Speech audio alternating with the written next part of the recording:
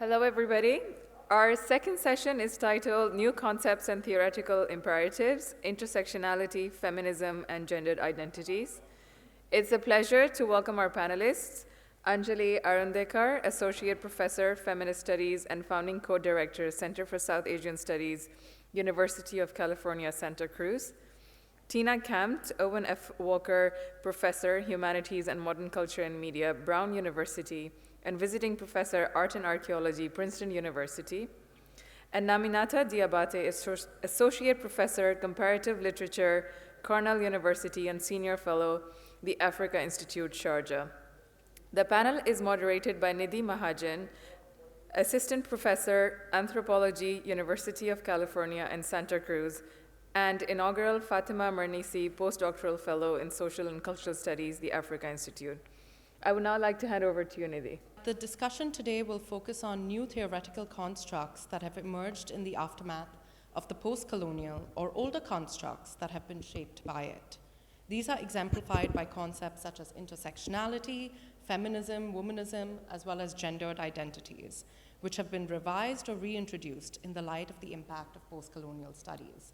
It is especially a pleasure to be here today with friends and colleagues from my life both in Sharjah as well as at UC Santa Cruz. So I'm really looking forward to the panel and our discussion afterwards. The talks will follow after the talks. I'll raise a couple of questions and then open it up for the audience discussion.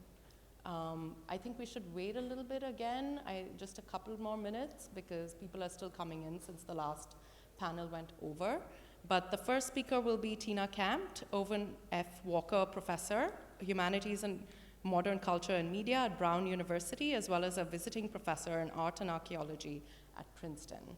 Anjali Arundekar is a colleague of mine, and she's an associate professor in the Feminist Studies department at Santa Cruz, and the founding co-director of our new Center for South Asian Studies. And the second speaker of the day today will be Naminata Diabate, who's also a colleague here in Sharjah. She's a senior fellow at the Africa Institute in Sharjah and is associate professor of comparative literature at Cornell University. Yeah, Tina, would you like to begin? Thank you. So I'm just going to dive in. All right. So I have a note to myself to apologize to the translators because I didn't share anything. Because, again, like many of us here, I had expected to be a little less formal and a little more informal. But in response to the conversations and in response to the last 3 days of listening, I did put together something a little bit more formal. Okay. Afterlives of the postcolonial. Afterlife. Life after death. Ongoing continuation, continuity. Aftermath.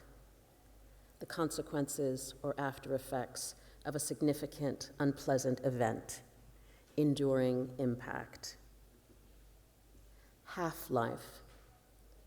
In physics, the time required for 1/2 the atoms of a given amount of radioactive substance to disintegrate, durational destruction. Pharmacology, the time required for the activity of a substance taken into the body to lose 1/2 of its initial effectiveness, durational dissipation. Informal, a brief period during which something flourishes before dying out, deferred extinction. I've been thinking about the slippage between these terms and the concepts in the title of this year's March meeting since my initial encounter with the description. Post-colonial, after-life, half-life. The first term gestures toward a temporality of completion. The second invokes an extended temporality of presence. The third extends a deferred temporality forward in anticipation of termination. It is these temporal conundra that lie at the heart of some of the conversations we have engaged in over the past 3 days. As a Black feminist theorist of a particular generational formation, I am someone deeply attuned to questions of temporality, and more importantly, to the fact that the grammars in which we conjugate them matter and must be considered with care and attention to their implications. Conjoining the postcolonial with a consideration of its afterlives evoked in me, personally, a temporal return to a piece that I wrote some years ago, where I revisited an earlier iteration of this conceptual conjuncture, which Stuart Hall queried in his seminal essay of the same name, when asking, when was the postcolonial? Hall's intervention questioned the adverb in a proposition that supposedly plots a temporality of completion, that is, the when of the postcolonial. But it also questioned the grammar of plotting that moment in the past tense, namely the was of the postcolonial. Like that seminal intervention, this year's theme has similarly asked us to engage the postcolonial by twinning it with a modifier that troubles how we conjugate its temporality. Here I will confess that the intentionally capacious description of both the conference theme and this particular panel were particularly challenging for me because, quite frankly, I am a Virgo who tends to obsess over open-ended questions. That said, I am also a child of 2 generations of parents and grandparents of the Great Migration in the United States, who taught me to take every provocation as an invitation for disruption. And the invitation of this panel that hails me with particular power is the opportunity to reflect on the insights we might glean by citing and engaging more directly the grammars of afterlife found in the work of feminist artists and feminist theorists who compel us to think the afterlives of the postcolonial in particularly productive ways. I want to explore those grammars by offering 3 conceptual frames and 1 artistic intervention that challenges us to probe their implications.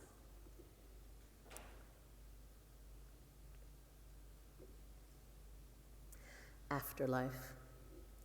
If slavery persists as an issue in the political life of Black America, it is not because of an antiquarian obsession with bygone days or the burden of a too long memory, but because Black lives are still imperiled and devalued by a racial calculus and a political arithmetic that were entrenched centuries ago. This is the afterlife of slavery. Skewed life chances, limited access to health and education, premature death, incarceration, and impoverishment. Saidiya Hartman, Lose Your Mother, A Journey Along the Atlantic. When I hear afterlife, I hear Saidiya Hartman's invocation of the afterlife of slavery. I hear it resonate in the tense of an interrogatory that posits an obvious question. What is the relation between the afterlives of the postcolonial and the afterlife of slavery? Posed another way, in the terms of a slightly different interrogatory, how must we think these afterlives together as mutually constitutive and grammatically interwoven in the simultaneity of their shared conjugation? The grammar of Hartman's invocation of the afterlife of slavery is enunciated in the tense of the conditional, bookended by the demands of an if-then clause. But her specific entreaty is if not, then because of a racial calculus and a political arithmetic entrenched centuries ago. It is a calculus we cannot conjugate as a rupture that leads to a repetition. It is instead a rupture that constitutes a continuation, if not an intensification. In Hartman's formulation, the afterlife of slavery functions in the declarative, as a structure of dispossession with ongoing impact and consequences. It enacts durational processes of dissipation and destruction that telegraph forward toward the goal of deferred extinction. It is an enduring presence made manifest through stunted or prematurely extinguished possibilities. It is a world in which Black bodies are fungible and disposable. 4 Black figures clad in the ubiquitous uniform of urban leisure, dark sweats, t-shirts, socks, trainers. 4 enactments of persistent ambulation that never move forward. They proceed without progress at various velocities, effortful, directed, disinterested, distracted. Their motion is neither evasive nor threatening, and their cladding is harmless. Yet all too frequently, it is misread as a signifier of danger that prefigures menace. All too frequently, it is misread as a source of impending peril. The man was rejected. The woman was denied. Time and again, always stopped, always charged, always convicted. The numbers tell the story.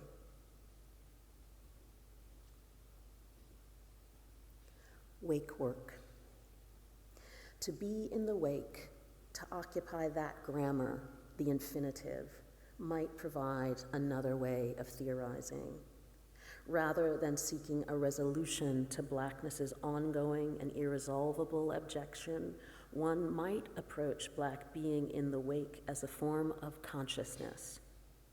If we think the metaphor of the wake in the entirety of its meanings, and we join the wake with work, in order that we might make the wake and wake work our analytic, we might continue to imagine new ways to live in the wake of slavery, in slavery's afterlives, to survive and more, the afterlife of property.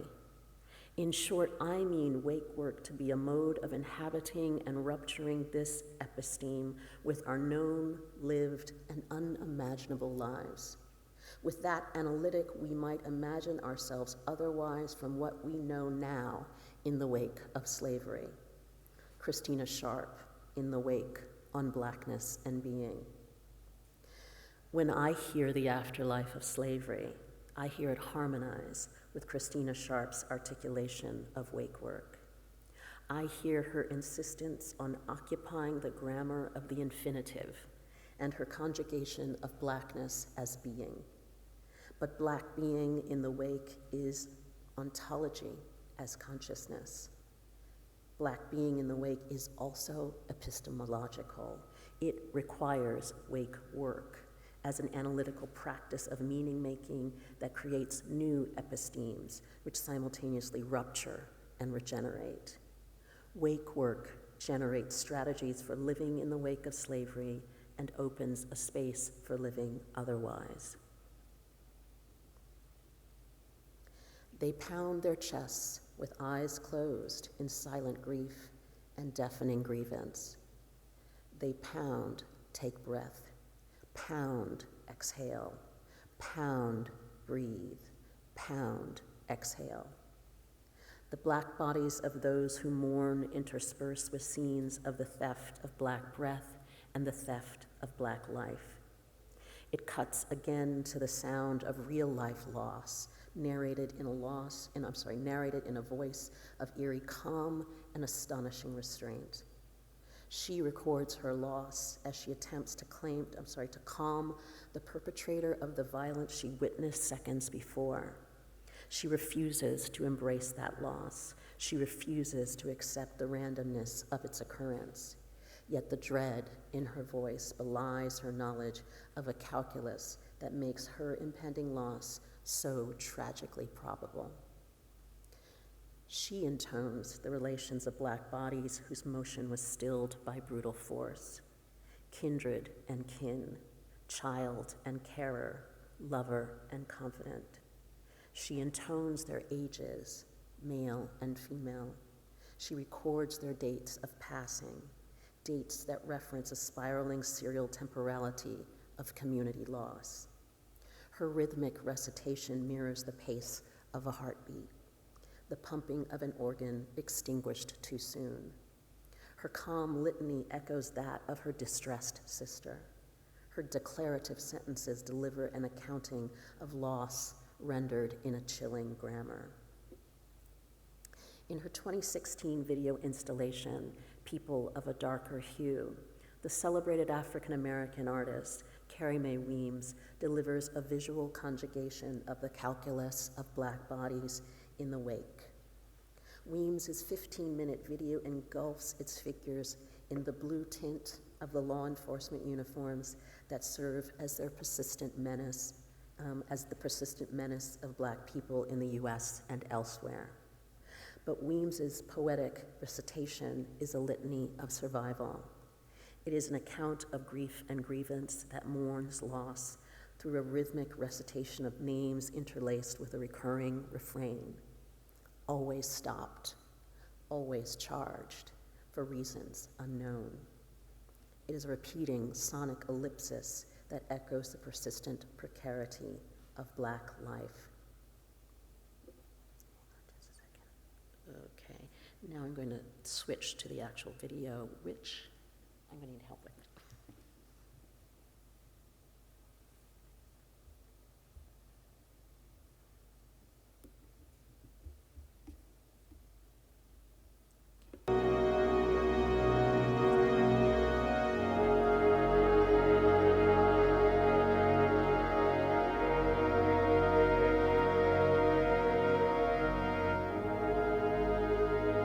She was 25. He was 22. She was 31. He was 25. She was 34. He was 37. He was 27. He was 12. He was 18. She was 9. She was 41. He was 39. He was 12. He was 37. He was 24.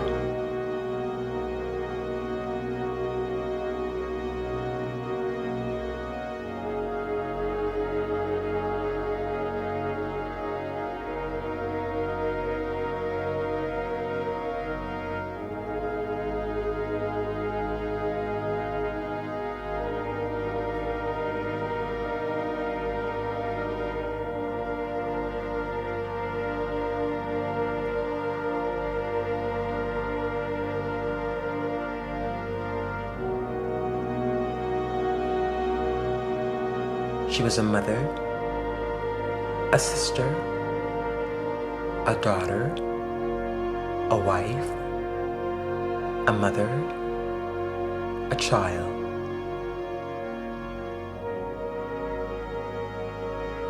He was a father, a brother, an uncle, a cousin, a son, a child.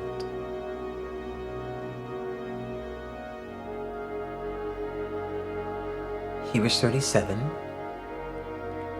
He was 21. He was 31. He was 18.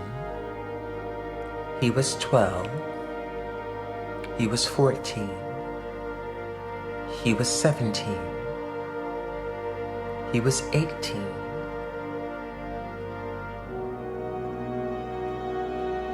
She was 21. She was 22. She was 37. She was 18. He was a father, a husband, a brother, an uncle, a cousin, a son, a child, a friend, a wife, a mother, a sister, a friend, a child.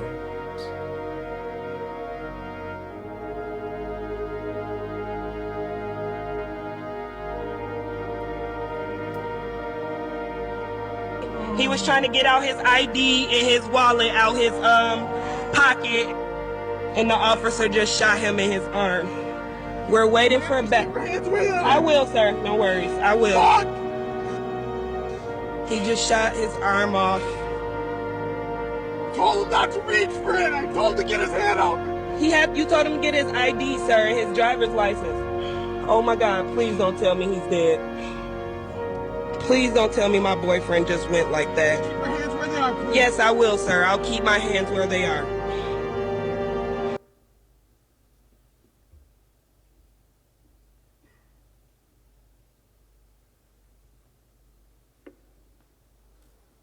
Oops. Okay. Thank you. That you can give it that. Thank you. They are bodies permanently arrested by the fatal shots of police. They are men and women robbed of their lives at the hands of police. Alongside them, she captures those who remain in the wake and engage in the ongoing practice of wake work. They inhabit the afterlife of slavery in an arcing temporality that telegraphs forward a history of lynchings, mob violence, and stop and frisk. But it is an artwork that intervenes in that arc, by interrupting the wake through practices of wakefulness and watchfulness, holding vigil and keeping watch with the dead, refusing to relinquish them, refusing to leave them behind, living with the dead so that they can never be forgotten. Wake work is a practice of witnessing with and for the dead that is fundamentally an exercise of care. Weems ends this piece with a final set of intonations, commemorating all who have fallen, commemorating every Black man who reaches the age of 21, commemorating all who have endured. And yet, in the face of these afterlives, in the face of the ongoing labor of wake work, we must also insist on a grammatical tense of possibility. And I want to end with one final concept that twins this insistence on the grammar of possibility with an insistence on a shift from the postcolonial back to an older sibling of this term. Poethics. For a Black feminist, poethics, a moment of radical praxis, acknowledges the creative capacity Blackness indexes, reclaims expropriated total value, and demands nothing less than decolonization. That is a reconstruction of the world with the return of the total value, without which capital would not have thrived and off which it still lives. By reconstruction, I do not mean reparation or restitution of a monetary sum that corresponds to that which mercantile and industrial capital have acquired through colonial expropriation.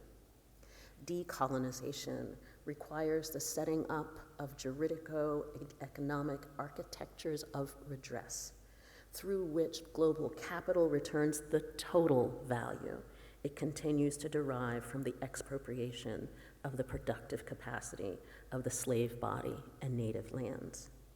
Before we can even conceive of how to design these architectures, we need another account of racial subjection. Denise Ferreira da Silva, Toward a Black Feminist, Poethics. When I listen to Carrie Mae Weems's repeated intonations to us to commemorate the Black men and women who have fallen, the Black men and women who have managed to live past the age of 21, and all those who have endured against all odds, I hear her in concert with Denise Ferreira da Silva. I hear da Silva's conjugation of a Black feminist poetics in a grammar of possibility conditioned upon decolonization. Yet, it is a decolonization centered on the reclamation of total value. The reclamation Ferreira da Silva demands as both the reclamation Ferreira da Silva demands as both reparation and restitution is not the reclamation of a stolen past. It is the value on which capital still lives, the value that it extracts and exploits, which continues to sustain it. A Black feminist poetics insists on the possibilities that emerge when we conjugate the past as an ongoing present out of which we must craft a different future. I'll end by returning to where I began. Postcolonial, afterlife, half-life. What I've tried to do is to both introduce an expanded conceptual lexicon for reckoning not with an aftermath, but an afterlife in the face of the durational destruction of Black life and Black being. It is a lexicon that requires us to embrace the grammatical disruptions that a concept like the afterlives of the postcolonial demands. We must think them as overlapping, simultaneous temporalities. They are the overlapping, simultaneous temporalities of wake work and commemoration, both of those who have fallen and those who continue to endure. Thank you.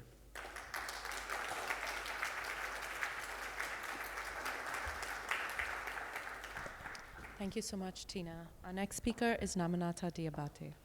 Thank you, Tina, for initiating this sessional wake work. It would have been fantastic for us to take a few minutes to reflect, but we have to keep the conversation going. Before I start, I would like to thank the Sharjah Art Foundation, its director and president, Or Al-Kasmi, and the various teams that have made this conference possible. And of course, I cannot move on without thanking Salah Hassan for inviting me to be part of this. The title of my contribution is Notes Toward a Naked Agency as Anti-Postcolonial Reading. My reflections takes as a point of departure the act of public disrobing as a mode of conflict management, which multiple social movements have used, and that we need to be accountable to and for. Most contributors to this conference have highlighted how publics are increasingly vocal in lodging grievances. They do so with conventional modes of participatory democracy, voting, lobbying, writing letters, but the publics also contribute to what is understood as liberation by using the nudity in creative ways sometimes. For some of these protesters, nudity and the exposure thereof is the last strategy that they possess. So here I meditate on how digitality impacts the postcolonial and decolonial reading frameworks that have been deployed to empower, quote unquote, the disrobers, and by extension, ourselves. So moving beyond those frameworks, I suggest another one, that of naked agency, which highlights the ever unstable and unfolding nature of power relationships. And by doing so, I hope to contribute to debates on subjectivity and agency.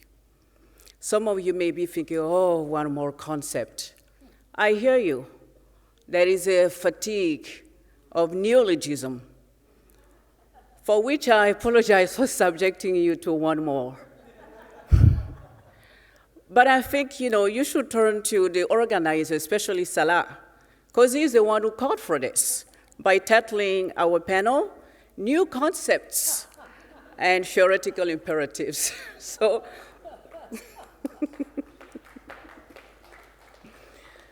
So my reflections here are organized around three main points: the African context, the global trend, and I end with my suggestions.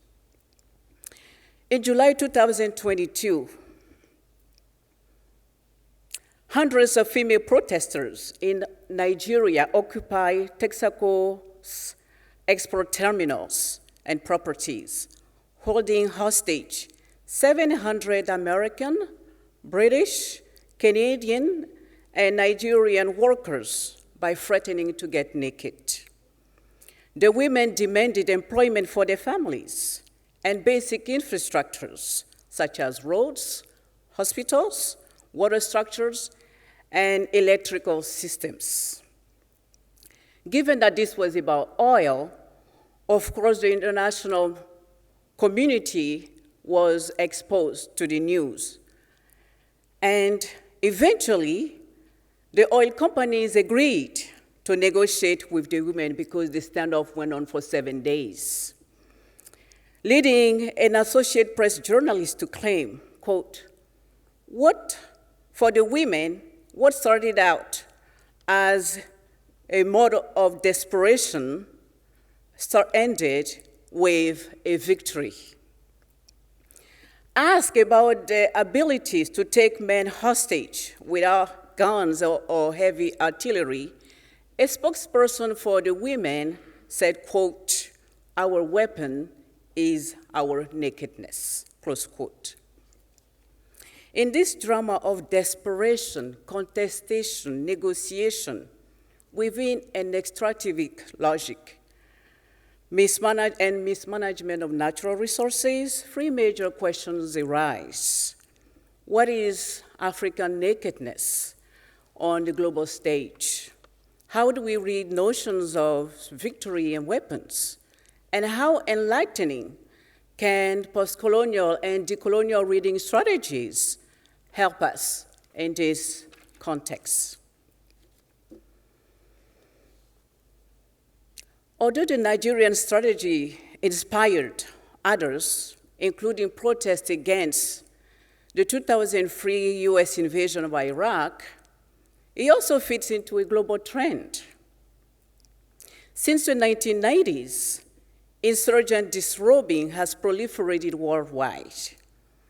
I have documented about 300 of such protests.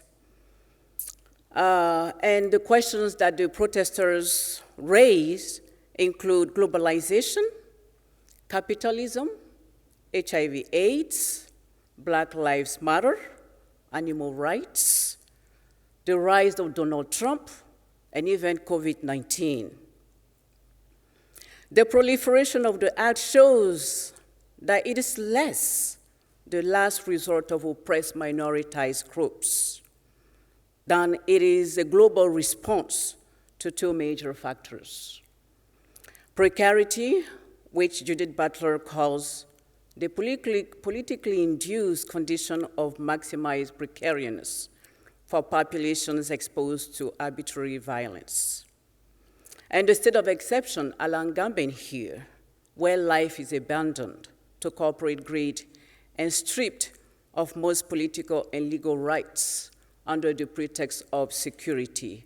And of course, we cannot forget economic dispossession and all of those other issues that most of you have raised here. Although nakedness in resistance is more visible, it is by no means a new phenomenon. From antiquity to our current negative biopolitical era, from Germany to Mexico, from the United States to India, from China to Kenya, and from South Africa to Germany, various socio-political male and female actors have utilized the strategy. In fact, uncivil nakedness is the most universal, although the most highly context-specific mode of descent. Its deployment and reception are predicated upon a host of ways of thinking about sexuality, privacy, and injury, and other factors that transcend social shortness. It is therefore a classic case of what Richard Schroeder has called universalism without conformity. Now I turn to the African context. In the generalized understanding of Africa, thousands of women from more than 25 countries have mobilized insurrectionary nudity. If we look at the legend, South Africa and Nigeria lead the way with the most instances. And they are followed by countries such as Cote d'Ivoire, Uganda, Senegal, Togo, and so on. And this data here spans almost 10 decades, from the 1920s to the 2010s.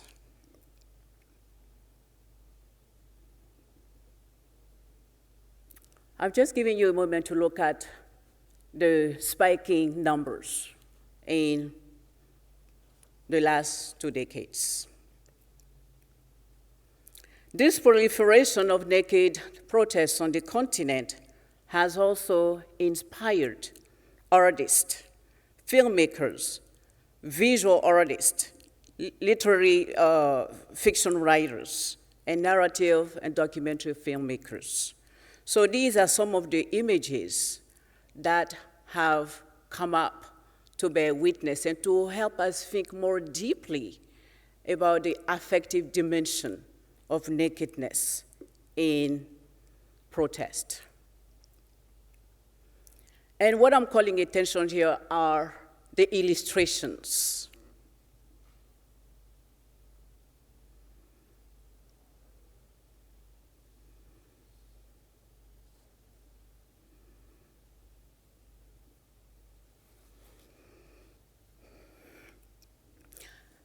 The proliferation of the gesture has also incited various ways of reading this protest. And I categorize them into 3 single stories, following Chimamanda Ngozi Adichie's formulation of what a single story is. The first single story frames the gesture as backward and the women as barbaric figures who are incapable of speaking the language of modernity. The second constructs the women and their weapons as peaceful. How can a gesture that most women on the continent frame as their most powerful weapon be framed by somebody like Barack Obama or Hillary Clinton as peaceful in order to justify the intervention of the United States peacekeeping agents? Because you need that framework of peaceful in order to identify these women as in need of protection. The third reaction, which I will spend a little bit of time on, is what I called the postcolonial and decolonial reading framework. That framework, or those, because increasingly the protests get read in the key of decolonial because the women are supposedly going back to pre-colonial forms of contestation.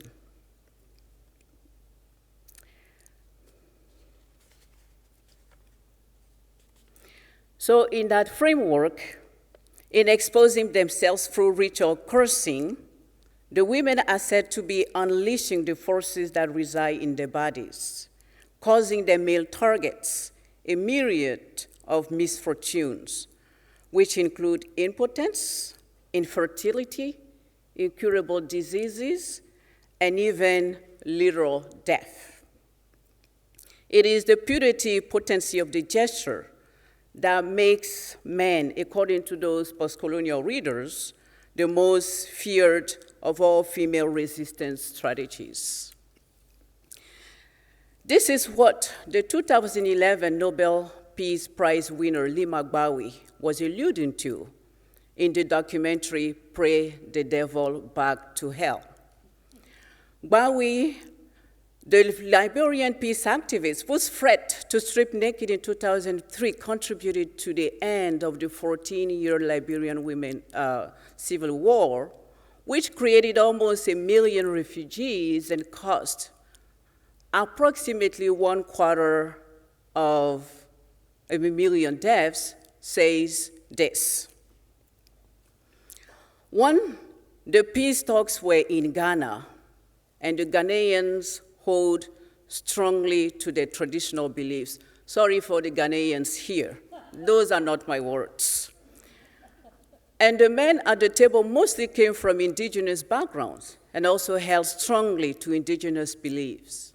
They would have given us the world rather than see us stripping naked. By threatening to strip naked, Gbawi challenges us to rethink assumptions about her body's ability to act politically.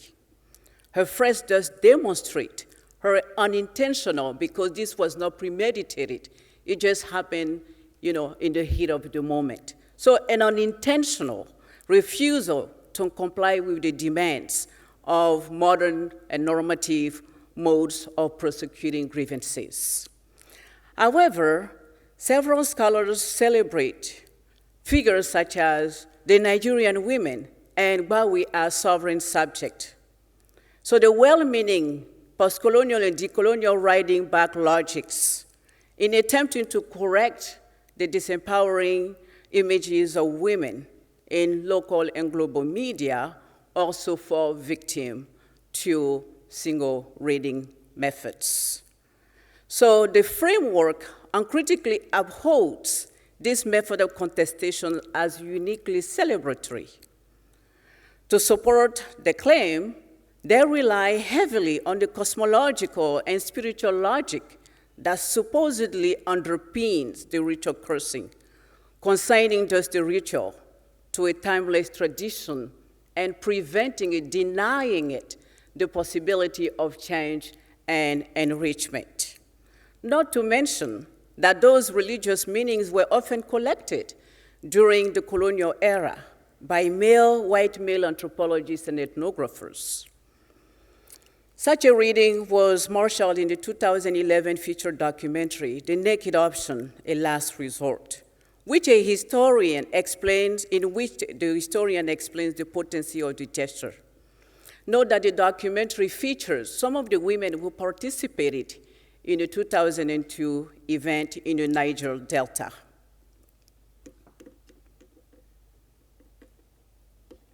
So this is the trailer of the movie, and it will give you a sense of how they approach the gesture of nakedness in protest.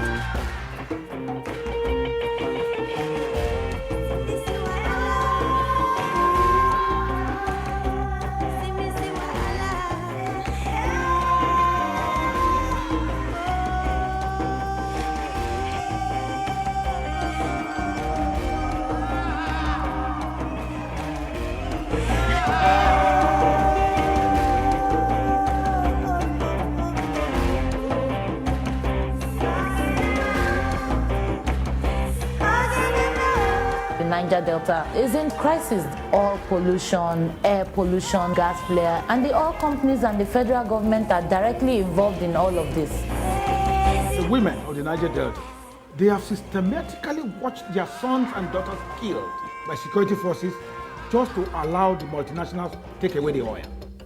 You produce 100% of the country's wealth, yet you don't even have a cup of clean drinking water.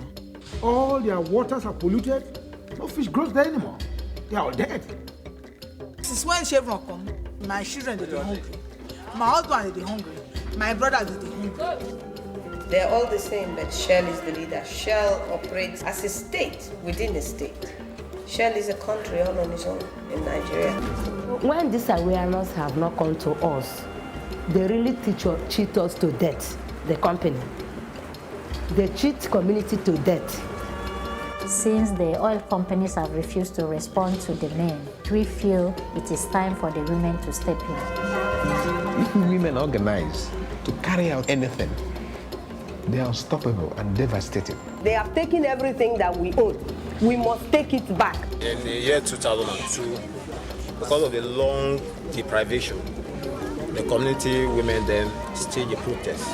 We will not understand the area when we say we drive at before, but now we come to look, say, no, this thing when they do so safe. And this our town over there, so we get milk and honey for this our town, which is the oil.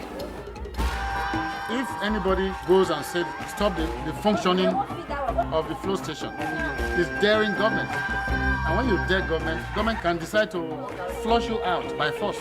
We are not living here until the MD of Chevron will come. Even if it takes a year, months, we don't care. We'll be here, this is our land. It's just the equipment that belongs to Chevron. It is taboo in our land for our mothers to say that they will go naked.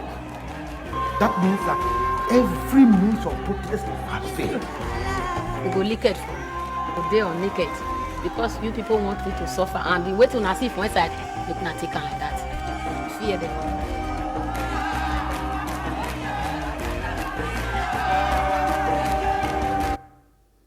It is taboo in our land.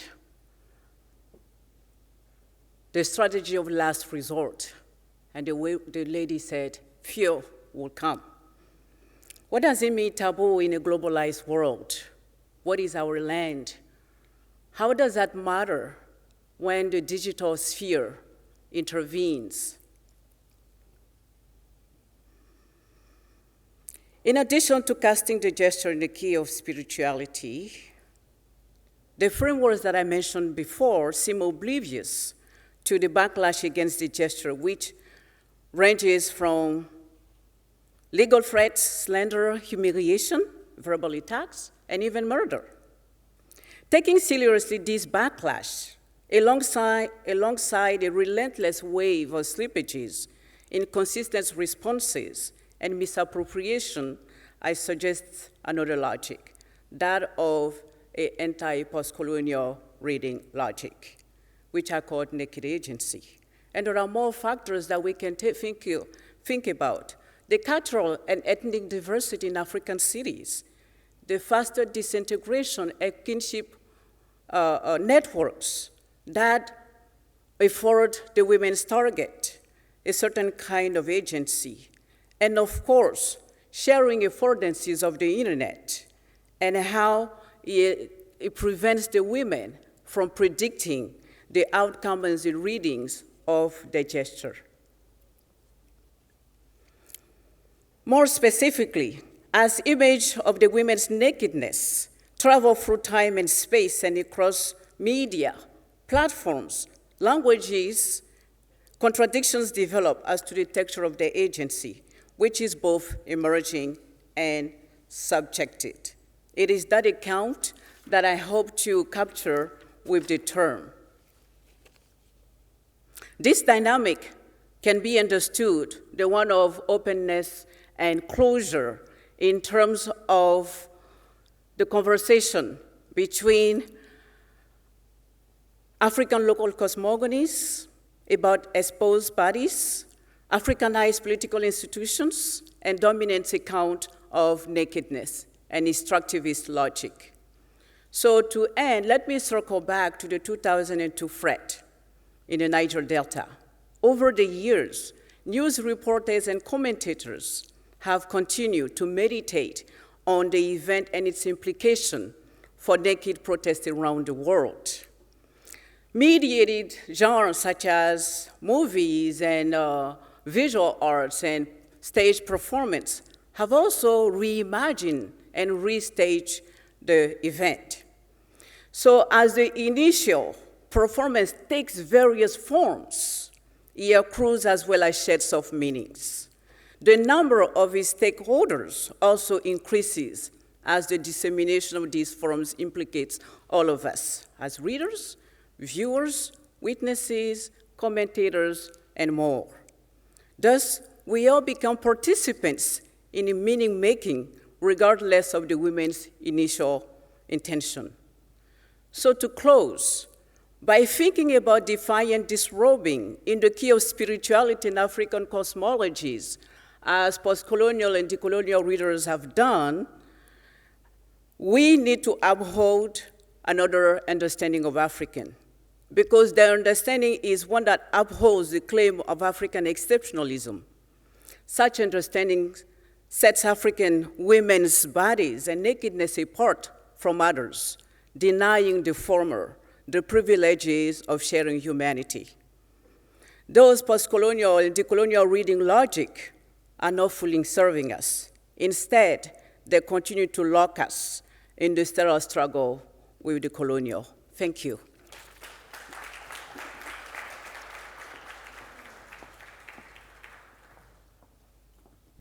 Thank you so much, Naminata. Our next speaker is Anjali Arundekar. Thank you, Tina and Naminata. It's wonderful to be in conversation with people whose work I've admired, but also to share the stage with. But first and foremost, Jai Bhim, everyone, and a big acknowledgement to the visible and invisible labor of everyone who made this event possible. So without further ado, I shall begin. I am not your data, nor I your vote bank. I am not your project or any exotic museum object. I am not your cannon fodder or the invisible worker or your entertainment at India Habitat Center. I am not your field, your crowd, your history, your help, your guilt, medallions of your victory. So I draw my own picture and invent my own grammar. I make my own tools to fight my own battle. For me, my people, my world, and my Adivasi self. Abhay Khaka. So writes Abhay Khaka, an Adivasi scholar, activist, artist, in an excerpt from a longer poem entitled I Am Not Your Data, in what remains one of the most militant and poignant tracks of anti-caste aestheticism and politics. Khaka, member of the Kuruk community, born and brought up in Jashpur district, Chhattisgarh, India, died tragically of a heart attack on March 2020. A stalwart of Adivasi land reform, Khaka was first and foremost an intellectual, an artist who pushed for radical imaginaries that would combat the datification and dehumanization of his Adivasi and Dalit Bahujan kin. If one motif hums through his poem, it is the pressing, almost unbearable awareness of the privations of caste and the unction of history. As if to say, between who we are and how we are seen lies an unbridgeable matrix, an archive of algorithmic violence that won't let us breathe. Quote, so I draw my own picture and invent my own grammar, he writes in his limpid litany of refusals, exhorting us, his readers, to imagine vibrant historical vernaculars for Adivasi and Dalit Bahujan presence. Now, for the past decade or so, I have returned often to Khaka's trenchant exhortations to think through my own intellectual discomfort with the evidentiary regimes that secure pathways to postcolonial histories of caste and sexuality, to think about what it means to not be data or fodder for a knowledge supply chain that sees minoritized histories only through lineages of loss, erasure, and paucity. It would be remiss for me here not to acknowledge Gayatri's work, which has been instrumental to many of these questions. To write histories of caste and sexuality, or so the story goes, is to embrace the chimeric prose of paucity and plenitude. If the present is marked by an inescapable surfeit of evidence, the past is haunted by an unremitting loss of materials. Marginality and loss, paucity and disenfranchisement, these are the archival forms that have become common currency, especially within the global south. And we have seen resonance of this all throughout the past 3 days with conversations on restitution, repatriation, etc. Now, to note the orthodoxy of such theorizations is not to dismiss the considerable productivity of such thinking. After all, narratives of loss or narrative economies of loss are always already at work in the worlds we seek to enter, as an excruciating double bind that indentures us to the very historical holdings we seek to release.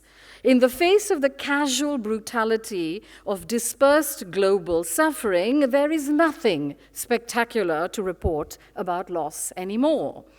Histories of caste and sexuality have always been pandemic histories, accessed solely through material and phantasmatic imaginaries of contagion, precarity, and destruction. Now, today I want to thwart such an epistemological preoccupation with loss as the structuring mode of narration for postcolonial histories of caste and sexuality. And I think this is where the geopolitical comes in terms of all of our different presentations.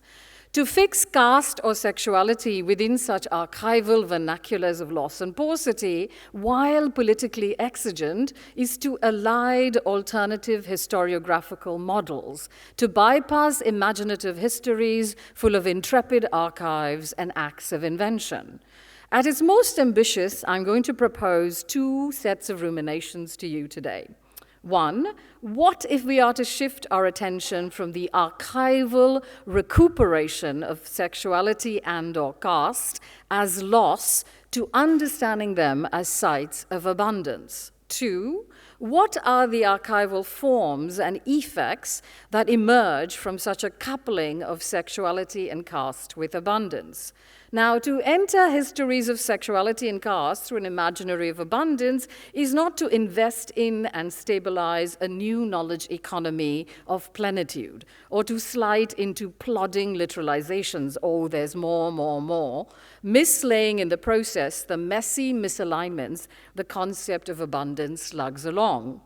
Vulgarly stated, the concept of abundance I'm proposing here does not replace paucity with overflow, but rather unravels a set of discourses that are fertile ground for producing and contesting our attachments to history writing.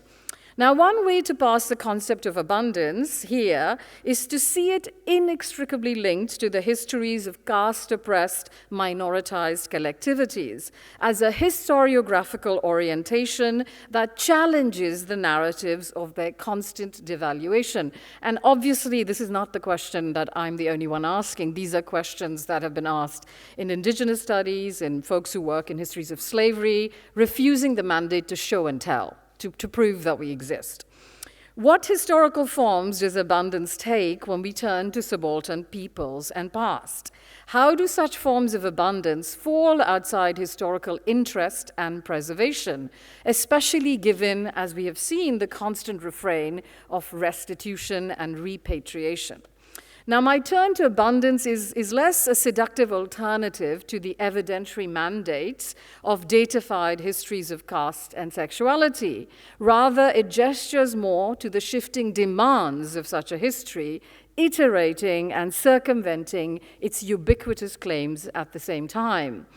As I've argued elsewhere, we have afforded lavish attention to the effacement of our histories and somehow left their efflorescence woefully under-theorized.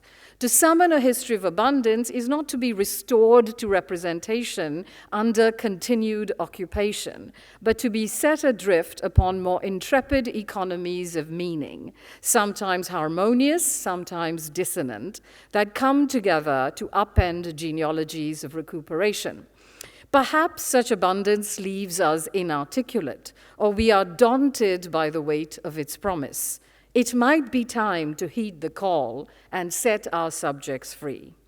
Now today I want to suture Khaka's call for new idioms of protest, refusal and survival, the excerpt from the poem that I began with, to a history of sexuality and caste, to an archive, to proffer two sightlines of epistemic and material protest. First, how can a history of sexuality and caste potentialize non-evidentiary futures for Dalit Bahujan subjects? How can such histories clog up the data stream, so to speak, on boats of our own archival making?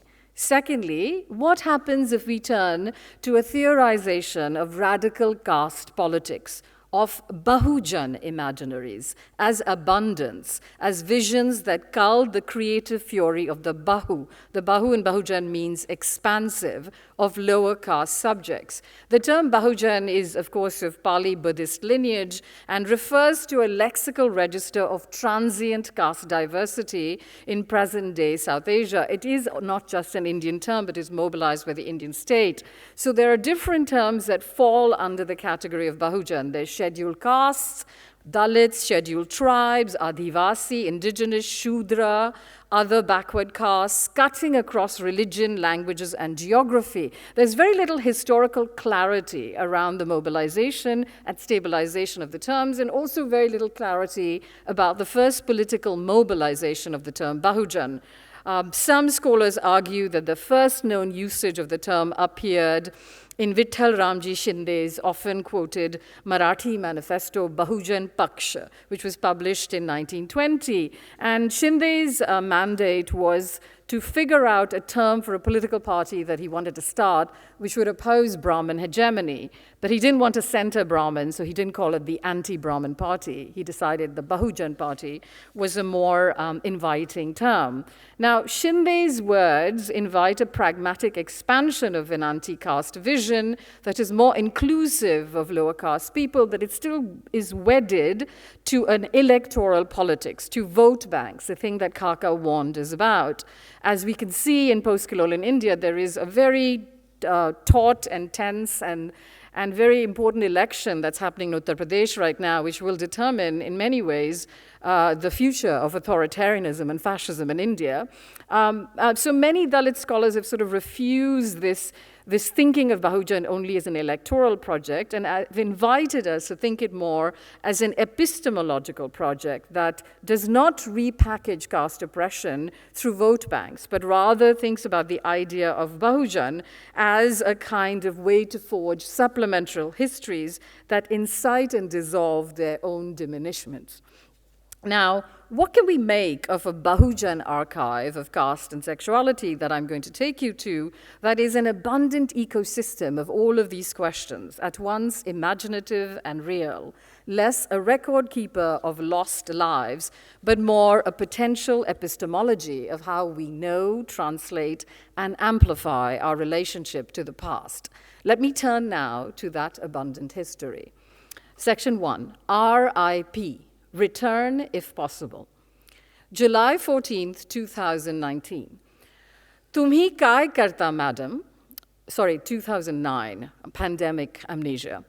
Tumhi kai karta, madam? What are you doing, madam? This was the question that the caretaker of the Gomantak Maratha Samaj archives in Panaji, Goa, quizzically asked me as I painstakingly placed a fragile document into one of my many Ziploc bags. The Gomantak Maratha Samaj, I will refer to it as a Samaj, is a prominent lower caste Dalit Bahujan Devadasi collectivity hailing from colonial Portuguese and British India.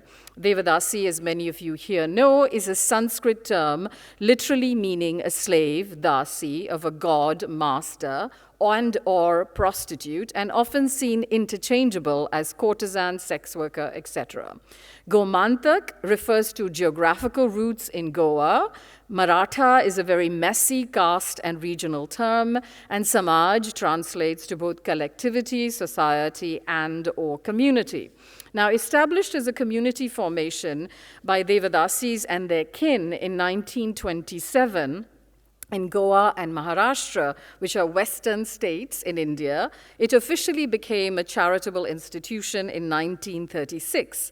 This community of Devadasis has moved back and forth between Portuguese and British India between roughly 1860 and 1961. It's really important for us to also de-center British colonialism as the only metrics of thinking empire. The Portuguese did not leave India till 1961 and arrived many decades and centuries before the British. So Goa was liberated in 1961. Now, the 1902 Goa census, for example, notes that there were 150 to 200,000 members of this Devadasi community working and surviving in the various towns and villages surrounding the Goa's capital, Panaji.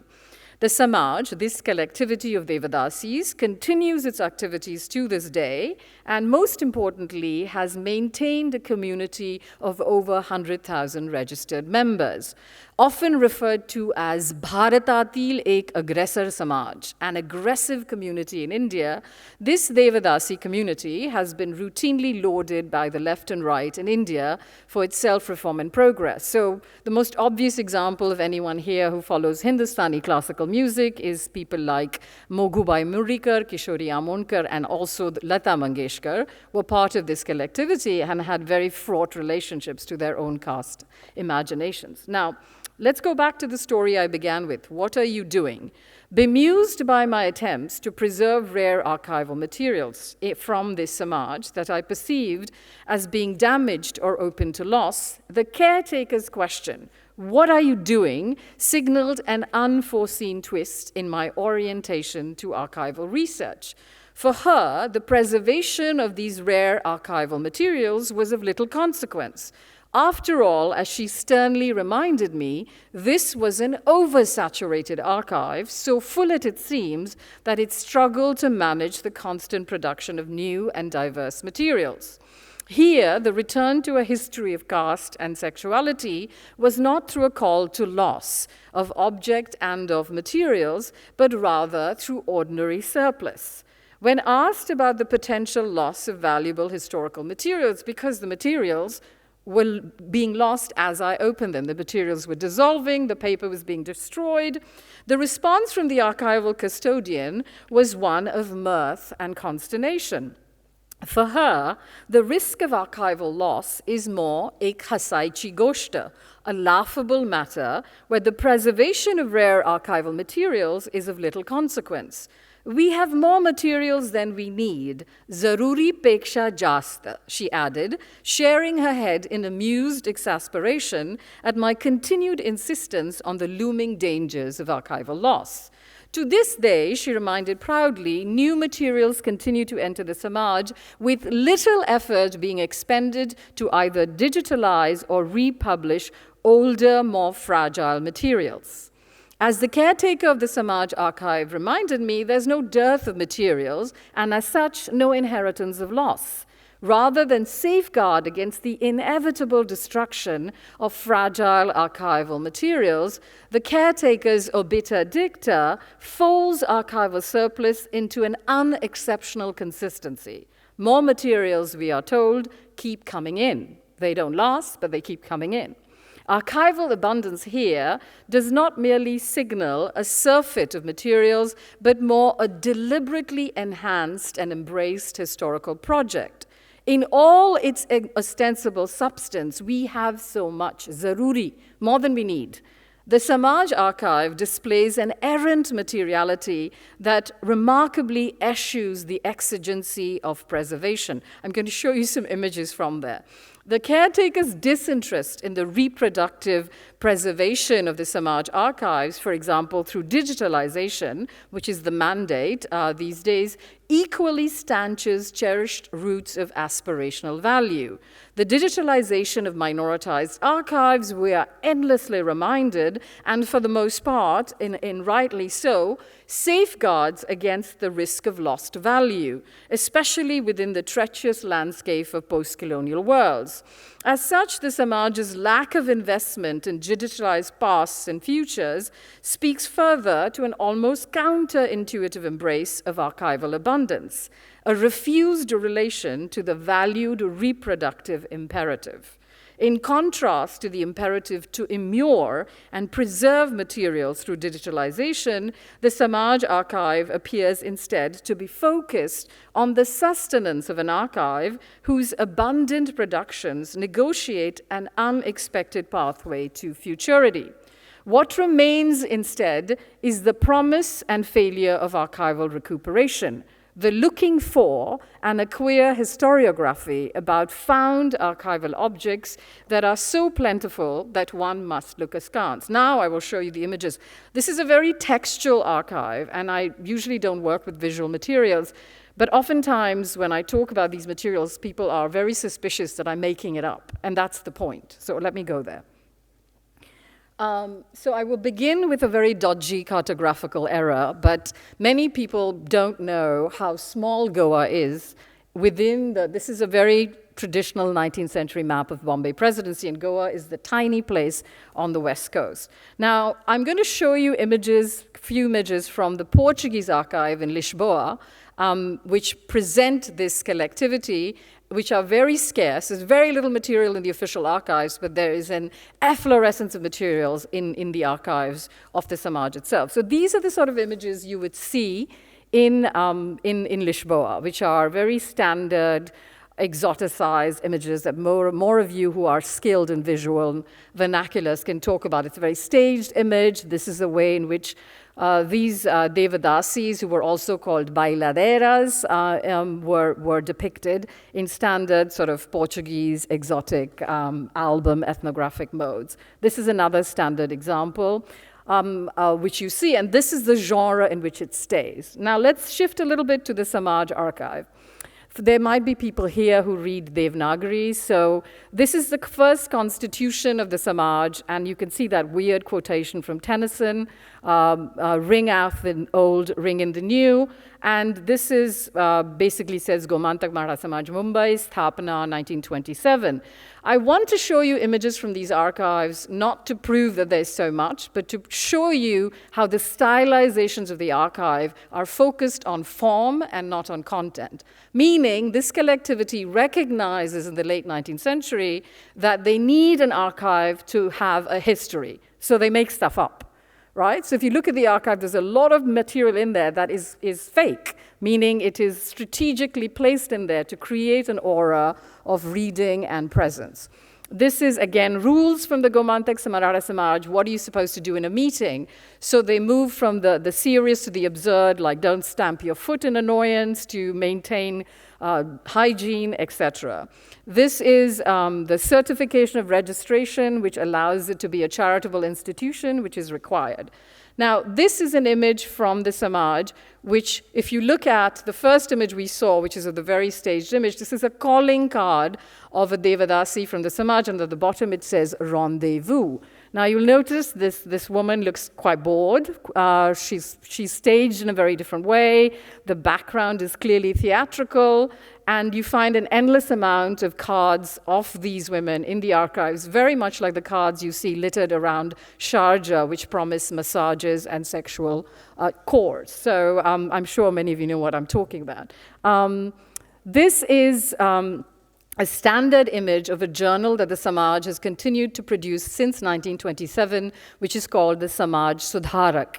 Each issue of the Samaj has an image of a woman doing something against Brahmin hegemony. So that rock over there says basically kick tradition away. And every image of every archive from this particular journal contains such image. The journals continue to this day, right? So the archive is a living archive. It continues. These are some other examples of the images. Now, again, this is from the 1940s when Devadasis are entering the Hindi film industry. So if there are anyone here who works on Hindi cinema, these are very stylized images, but they're stylized with a very different narrative. So for example, we never know who these women are, and they deliberately choose not to tell us. So it's a different kind of anonymity. So when there are editorials which say, well, we don't want to tell you who these women are because you probably recognize them one way or the other. So archival kinship is not about authenticity, it's about relationality. These are some more images. The one with the tennis is my favorite because I play tennis, and obviously this person doesn't, but it's a wonderfully aspirational image. Then again, this is another standard. These are stock genres where you have domesticity without men and a futurity without heteronormativity in a conventional sense. This is, in fact, an editorial that my father wrote when he was 16, which says, "Who are we?" And if you read the Marathi, it basically is talking about families we choose avant la lettre, right? He's basically saying, if we don't know who our fathers are, why should we love our biological mother? Shouldn't we be allowed to choose who we fancy and who we love? Which I thought was wonderful. Now, this is the only biography that exists in the archives. Now, remember, biographies are the preferred evidentiary genres, right, for minoritized communities. This biography in 2 volumes is called Mikon, Who Am I? And the center of the biography is around an attack that happens against the Samaj in Goa, which is apparently hoisted by the Brahmins. And as we read the biography, we find out that the attack was actually staged by this collectivity. They shot off guns in the air because they wanted the Portuguese governor to recognize their rights.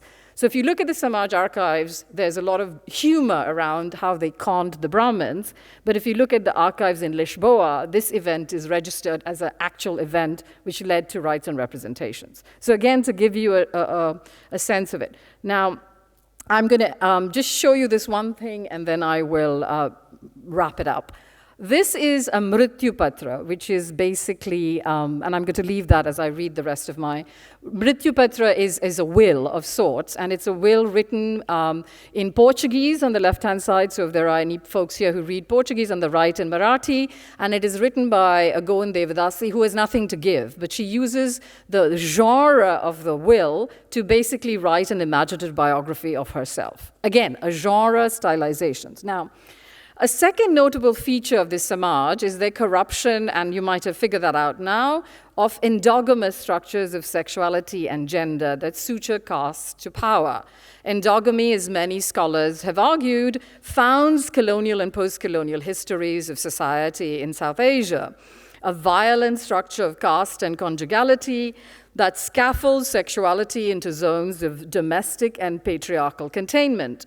Caste-based endogamy, first argued by colonial endologists and then by homegrown Brahmin elites, systematically places non-conjugal sexuality, such as that of these Devadasis, as the source of civilizational, obviously Hindu, disarray. Any refusal of endogamy equally poses challenges for a Hindu family form in which caste demarcates kin and conjugality determines access to property, inherent, and livelihood. Now, in bypassing the mandates of endogamy, the history of the Samaj proffers a more radical or perhaps a more chaotic caste narrative in which there is no fixed inherited origin and where caste histories are always threatening to dissolve. If endogamy preserves the reproduction of caste as inherited form through conjugality, then the Samaj's history of itinerant sexuality and non-conjugal kinship makes the permanence of caste both anomalous and temporary. So, for example, Samaj members maintained non-conjugal sexual and long-term relationships with their upper caste Brahmin yajmans, patrons who were both men and women, and birthed children who were given Brahmin surnames, all outside the prescribed parameters of endogamy and the Hindu family form. Now, such caste mayhem and breakdown can be seen in the regular ease with which Samaj members are often asked if they are original or fake Brahmins at various gatekeeping sites in Maharashtra, Karnataka, and Goa, which are the 3 states in which this collectivity resides. For instance, during the course of my early archival work in Shiroda, a small village in southern Goa that hosted the Samaj's first large political gathering, I was often accompanied by an elder from the Samaj, Sunita Chandavarkar. Now, Chandavarkar, whose surname carries the distinctive stench of an upper caste lineage, facilitated my engagement with local authorities. She was a retired Devadasi. At each encounter with priests or bureaucrats, she was repeatedly asked to explain the logic of her obviously Brahmin surname, especially given our connections to a Devadasi Samaj. My surname is clearly not Brahmin, so there was no problem around that. Chandavarkar's weary response to such inquiries, uttered always with mocking and measured irony, was always the same. Kam amse, now amse, khare ki khote he kon tharanar. Our work, our name. Who decides what is original or fake?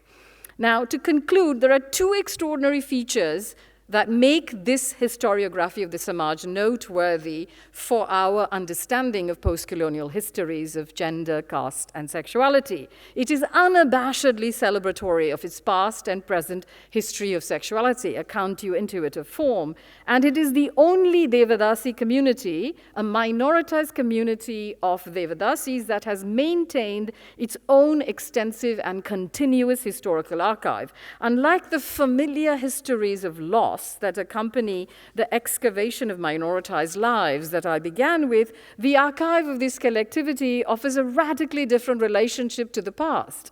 The Samaj's archive, and I've given you just a brief hit-and-run trailer of it, are massively messy and contain multiple genres of archival records in Marathi, Konkani, Kannada, and Portuguese, ranging from minutes of meetings, journals, private correspondences, flyers, programs, replete with the minutiae of everyday life in the Samaj. And as I noted from that one biography, they are self-reflexively unreliable, right? We're not really sure if it's true or false, but they exist. Such efflorescence appears startling, almost jarring, pushing against archival expectations of absence and erasure. Now, the Samaj's archives are housed in Mumbai and Panaji, and any one of you can walk in there, have a look at them. They'll offer you a cup of tea. You can spill tea in the archives. This is unheard of for one of us who have worked in South Asia, right? Now, I've spent the last 12 years or so reading and sitting with the materials in the Samaj, and I've read at least only 50 to 60% of the available materials. In fact, the Samaj's incitement to archive, as I mentioned before, Zaruri Peksha Jasta, we have so much, is only surpassed by its startling disinterest in the preservation and circulation of the materials it continues to produce. A researcher's access is guaranteed, and you're directed to the archives without fanfare. Now, more confounding still is the Samaj's relationship to principles of archival provenance and circulation. And as I've been listening and learning from the events of the conference, this has been a theme that has been coming up over and over again. Provenance, circulation, particularly of art objects. So what does it mean to refuse that economy of value? As I noted earlier, the archives of the Samaj have not been read, circulated, or memorialized beyond a repeated reference to the glories of the Samaj and as an aggressive, self-reforming collectivity.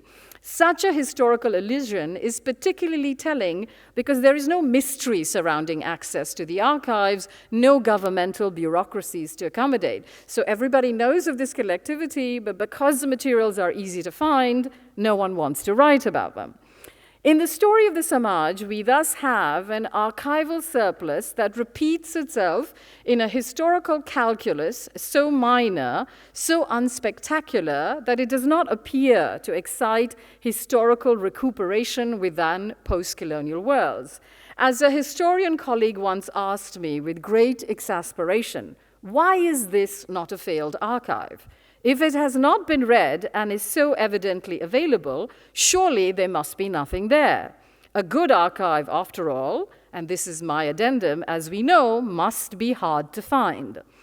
The Samaj's provenance, for me, thus marks both archival abundance and historical minoritization. It is at once removed from the archival mandates that govern post-colonial minoritized histories, even as it is intimately acquainted with them and their most subtle efforts on history writing. Let us imagine such a history together. Thank you.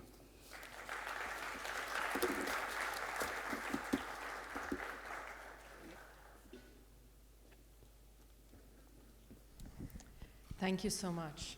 Well, sorry, that was very loud. I think we have about half an hour for discussion, so I'm going to keep my comments short. It feels like there were many formidable concepts, but also archives that we're looking at. And part of what I wanted to think about was thinking about how the afterlife of the post-colonial is also a story of abundance, excess, where the body itself becomes a site upon which you can sort of read the archive of the afterlife of the post-colonial. And I guess I'll direct my questions in a way that I can sort of think about these papers together. And so let me begin with Tina. Tina, I thought it was really sort of important the ways in which you suggest that the body in motion becomes a kind of site in which we can read or rethink a methodology for thinking about the afterlife of slavery and also what wake work looks like.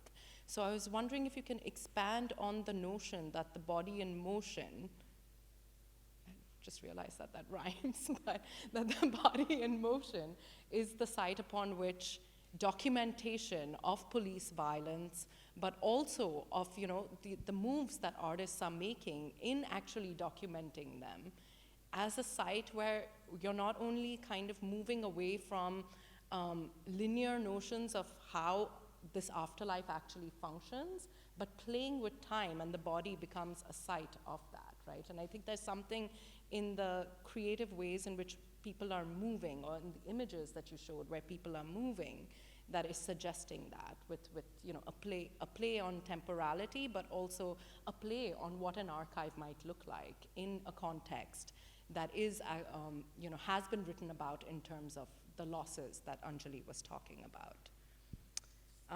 For Naminata, I'm curious about thinking about, again, the body, the naked body, right? The naked female body in this case, right? Which is usually seen as a site of excess, right? And how these protesters are using that same form and throwing it back, right? Throwing it back to corporations, to state authorities, as a form of creative resistance that you're then reading in this way. But there's also a way in which what they're suggesting is not a kind of, as you say also, not a kind of weapons of the weak thing, but a very careful understanding of what their bodies are able to do, right? So I'm wondering if you can reflect a little bit more on this notion of excess, actually, and how that plays into some of these narratives that you've very poignantly described for us today. For Anjali, I'm trying to think through the extensibility of abundance, right? And in some ways, I think all of these questions relate to the extensibility of the concept of abundance. And to anchor that question, I'm curious about the kind of creation of this archive, the originary moment. What were the debates around the creation of that archive? And is this also a very, to me, it also reads as a very purposeful move, right? Where if you're playful about the notion of, playful about, who's a Brahmin and who's a Mahajan, is this also a kind of playful way of thinking about the archive and what that archive actually might do in creating a particular kind of samaj? So I'm interested in that originary moment, but also in the provenance of the kinds of losses that you're talking about, right? Because here it seems like there's a refusal to think about loss in that way, but there's also a playfulness and a performative aspect to the archive itself. So how do those kind of relate to each other, and can we actually, is this a very specific case given this particular history, or can we open it out?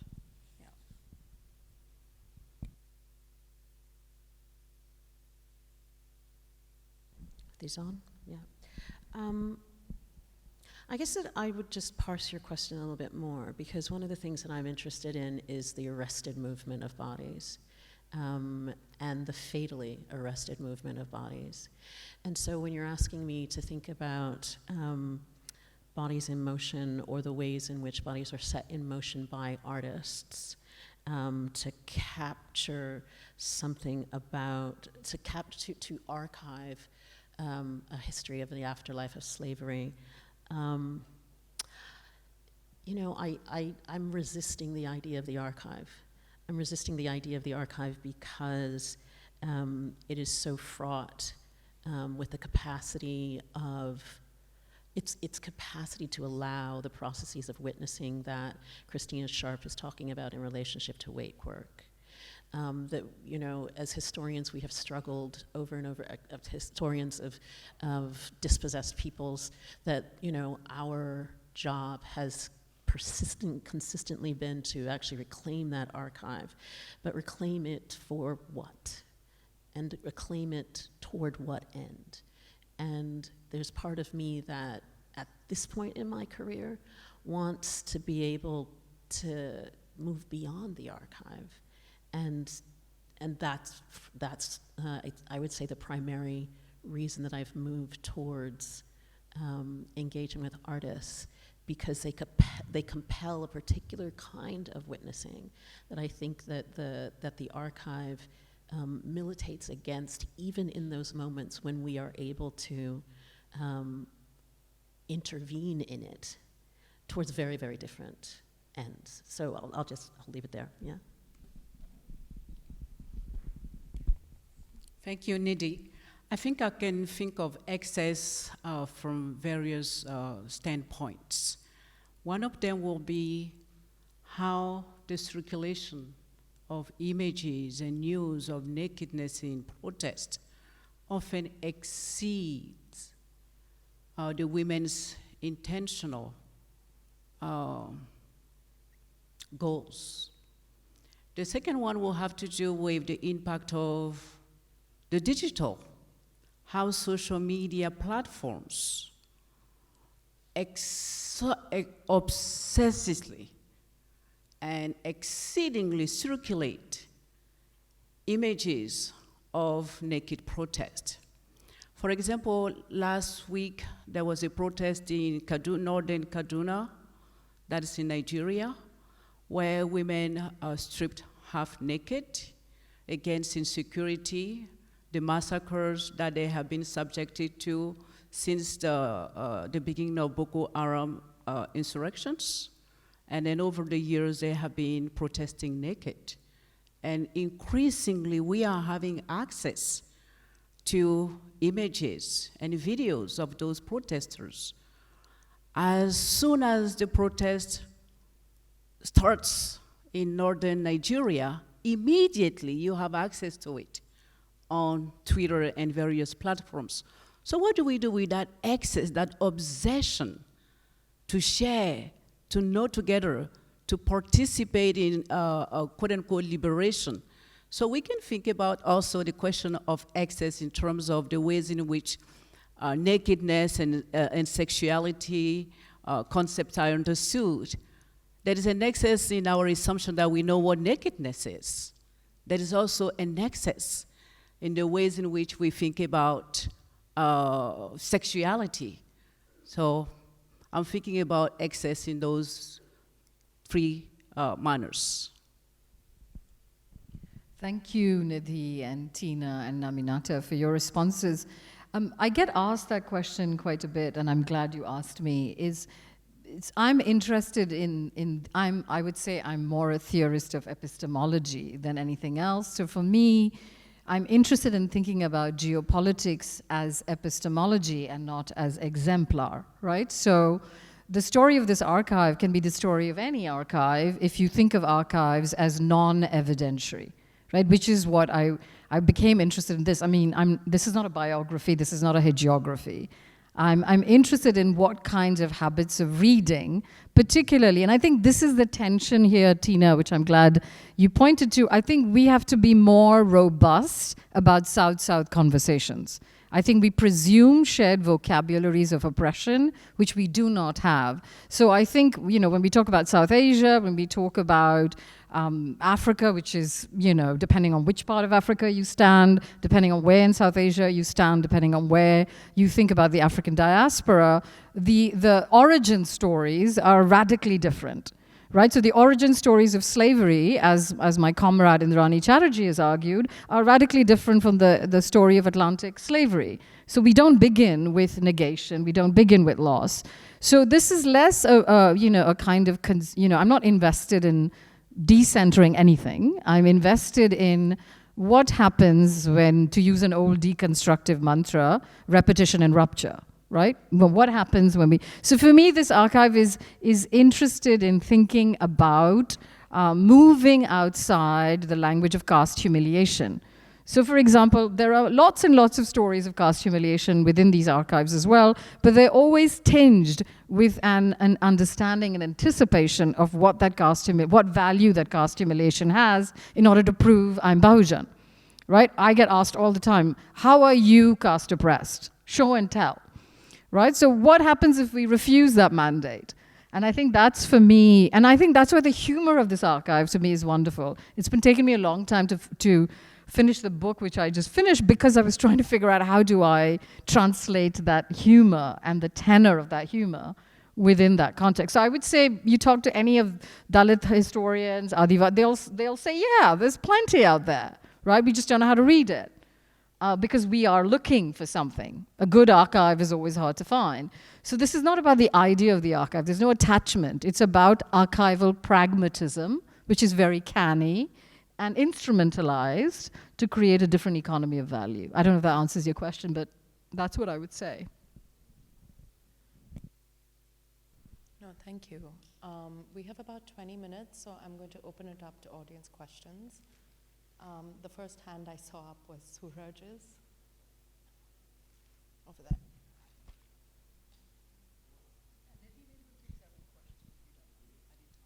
Several questions at a time? Okay, so we'll stack the questions. We'll take 2 questions at a time, I think. Thank you so much. I have questions for each of you, and I was really, thank you so much.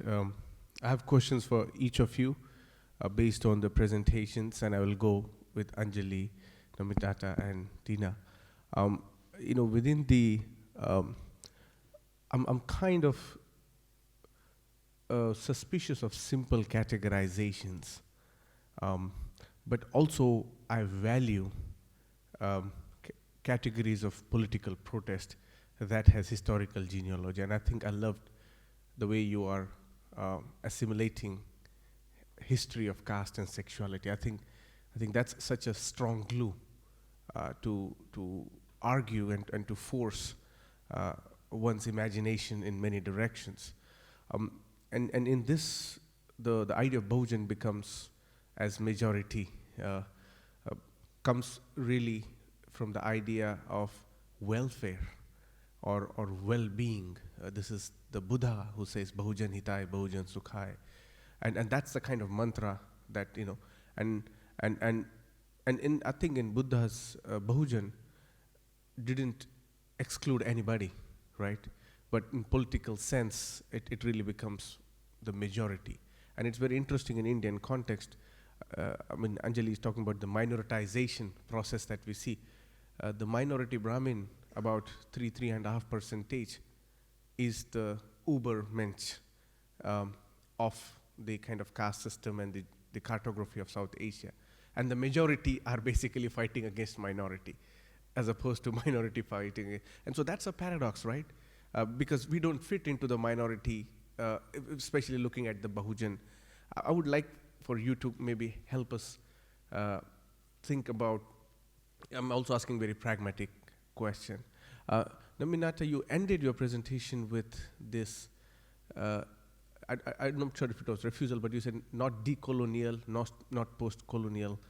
And I was very interested, is like, not what it is, but how this formulation come to you? Like, from where did this arise? Did the protest culture inspired, or was this frustration with this epistemic obsession with either of categorization and concepts? You know what I mean? And why is okay, you can tell me, but if it's also how, that will be fantastic. And Tina, the wake work, and how is it different from woke work? Woke work, if you know the contemporary term that we are being using quite a lot. And that just meant for me to be a little bit cynical about this idea of woke.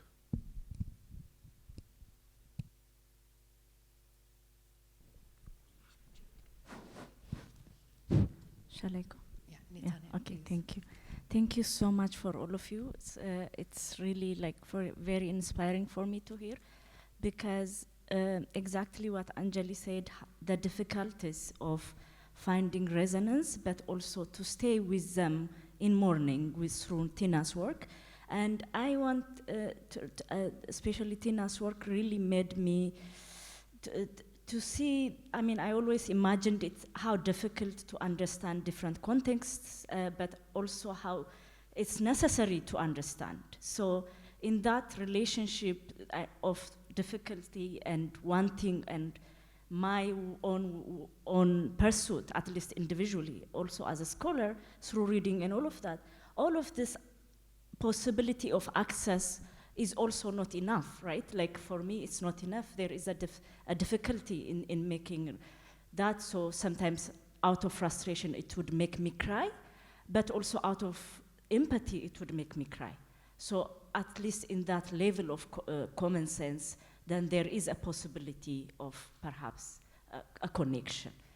Through that, I would want to also I want to footnote Ngugi wa Thiong'o's work on this, which responds to the necessity of staging mourning sessions and those staging mourning sessions of the loss that has happened in the past, but also to account for the loss that continues to happen.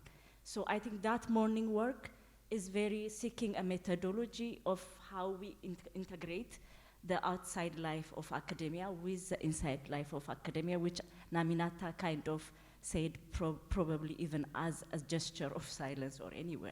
So, and through that I want to come to Anjali, which is about this access you spoke about. And I want to relate to it, especially at the historiographical level, from the context that I grapple with. I grapple with both with absence, but excess.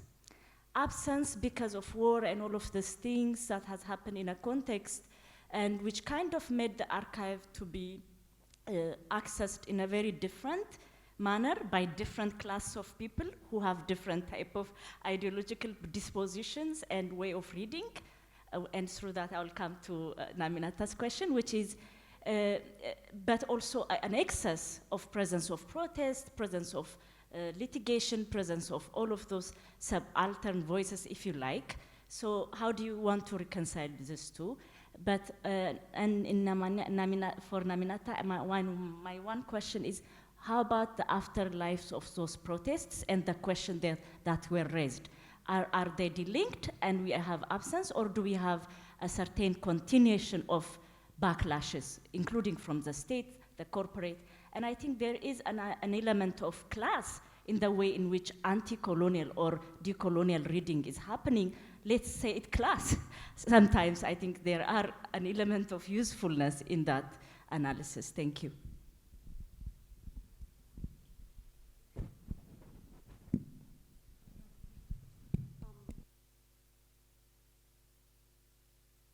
I'll just be really quick.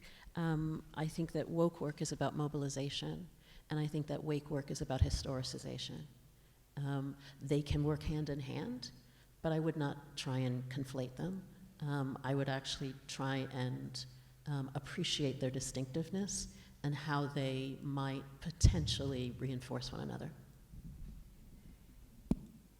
I'll answer Suraj's question about what's the pragmatic orientation of the epistemic gauntlet I have thrown down. There is very absolute pragmatic orientation, and you can see this in the fact that when we think about South Asia, what we don't know, and most South Asians don't know this, and when I say South Asia, I should say India, because India is the hegemon, that the first elected lower caste person, chief minister in India, was someone from this community, Dayanand Bandorkar of Goa, but nobody wants to write about him because he was a lower caste capitalist who understood the political efficacy of the Bahu and mobilized them to form a very different kind of Bahujan party, right? And I think the reason why he's anathema is because he inhabits the category of caste oppositionality in a way that we're not necessarily comfortable with, right? So my point, that's why this is not a hagiography. I'm not saying, these people were awesome and let's celebrate them. On the contrary, I'm saying they didn't give a shit about other caste, minoritized communities. They just wanted to get rich and be happy, but we don't know how to talk about that, right? Because we want these oppositional narratives.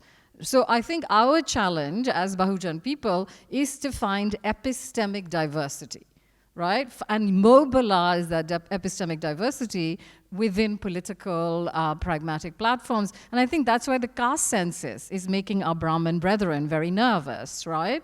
Because we're going to realize that, they got the power, but then they got to say we got the power, and then things will unravel, right? So I would say that we have to let go of our attachments to scripts of oppositionality, which have never been there anyway.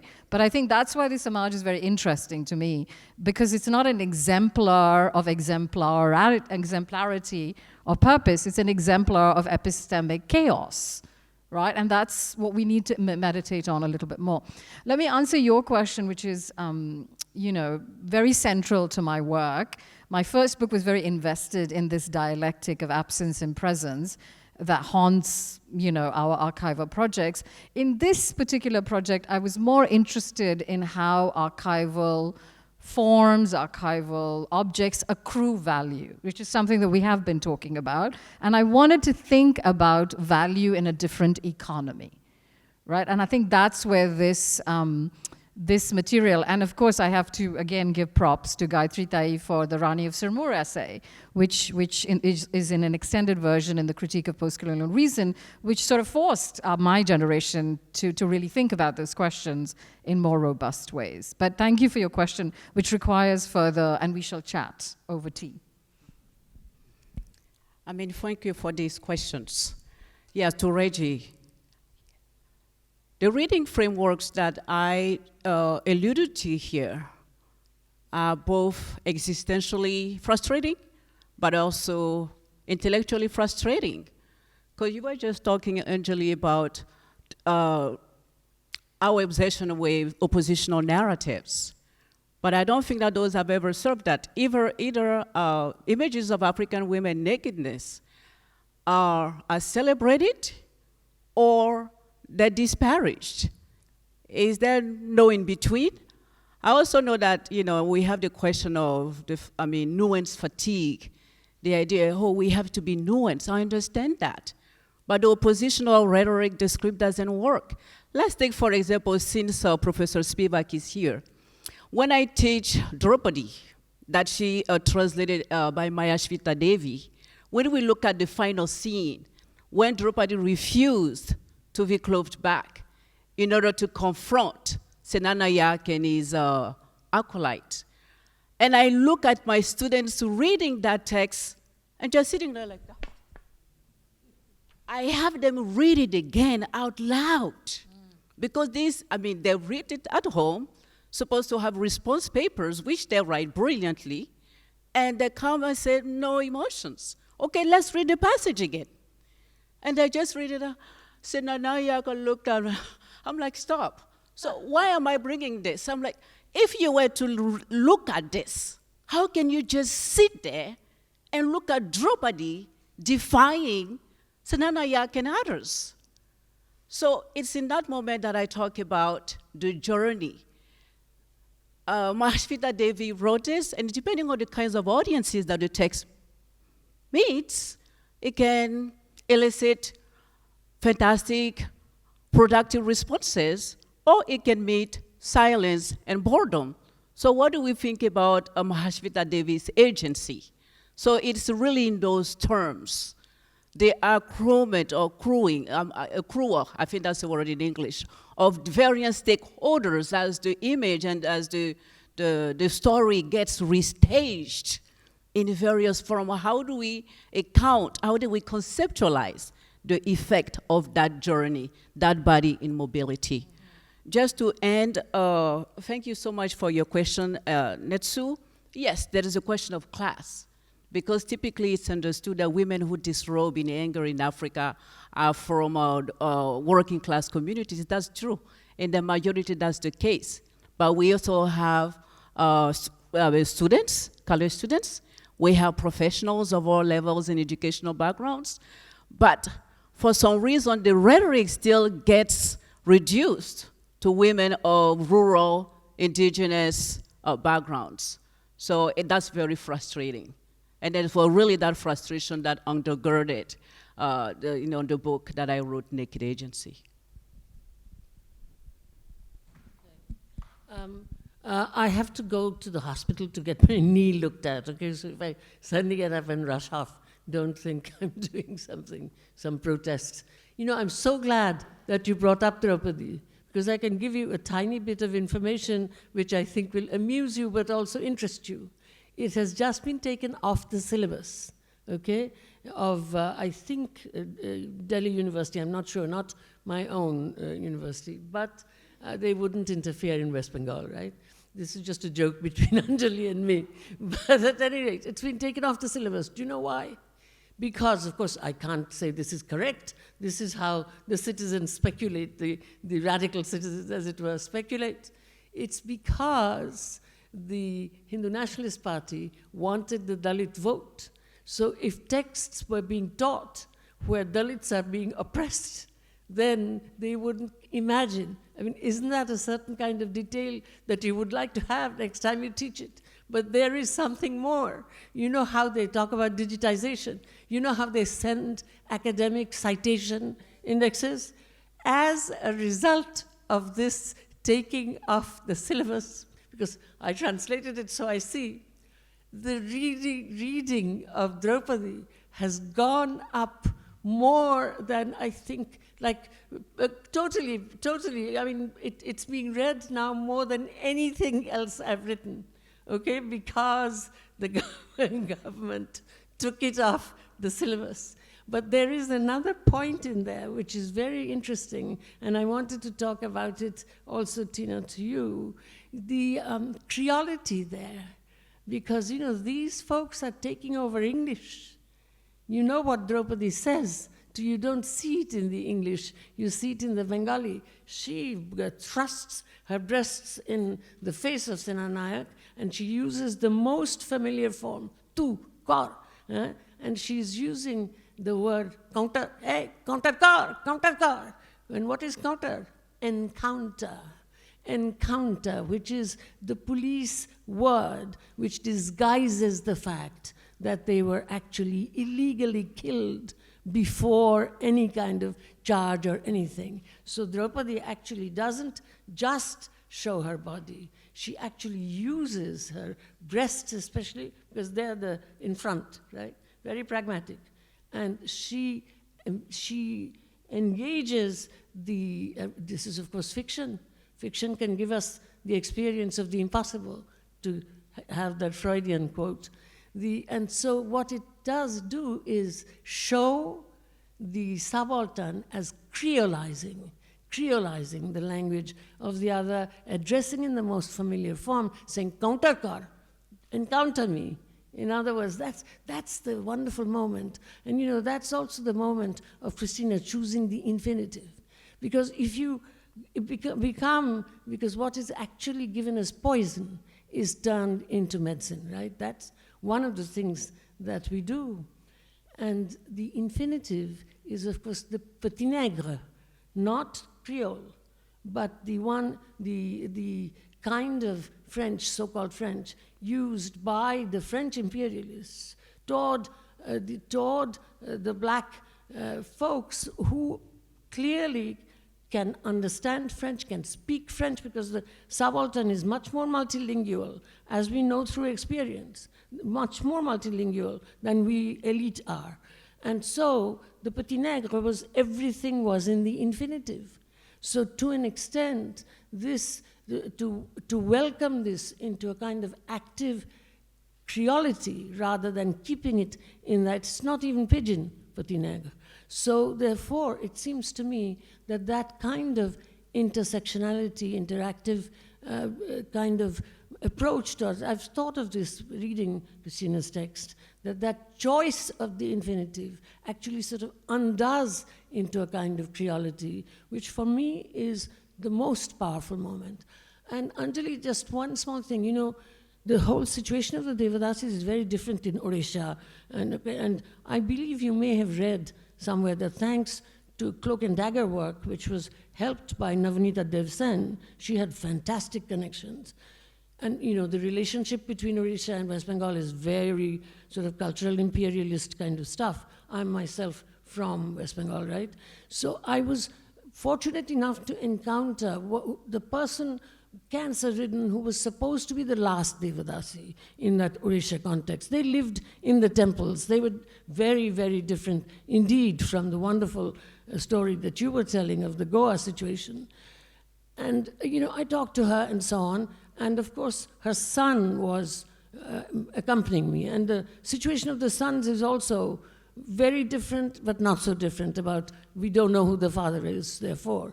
But slowly, I you know my way. I tried to earn the right. I mean, I'm not only Bengali, I'm also Bengali Brahmin.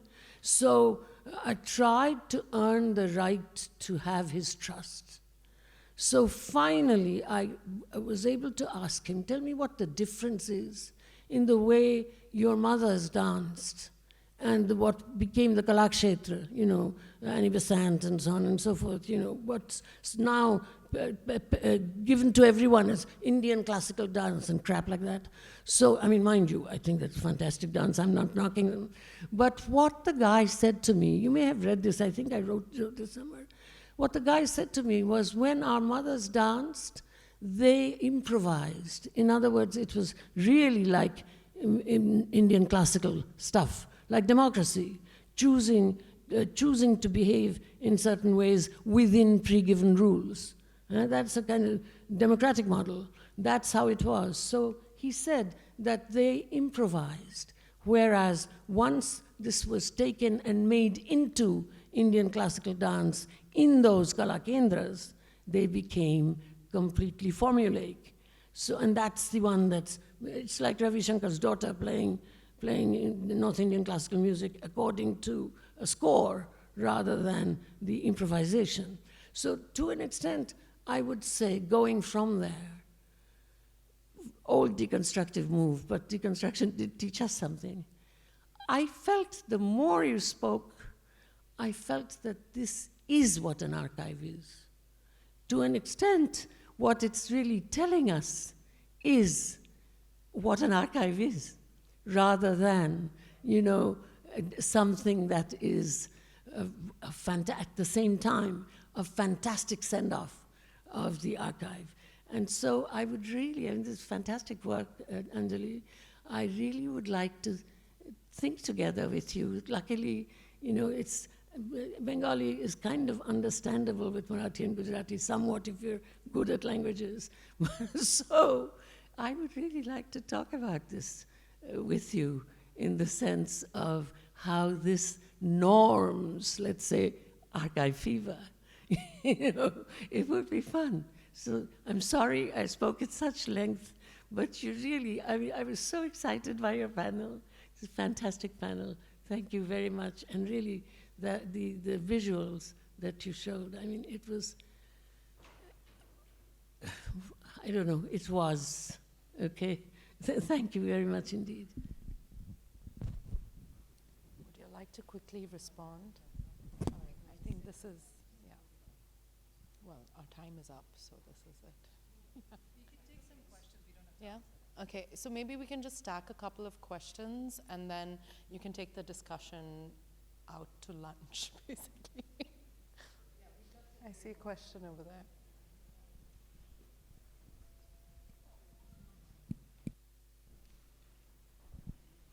Thank you all. That was an incredible panel. It was interesting, Tina, you started off by situating yourself in a particular generation, in a particular generational context. And I guess I just wonder for all three of you, how you think, you all teach, right? So you're with young people all the time. But also the notion of social media and how it impacts on the mobilization of bodies in protest, on the archive, on the wake work, as it's the main tool of communication, discussion, et cetera, amongst a new generation.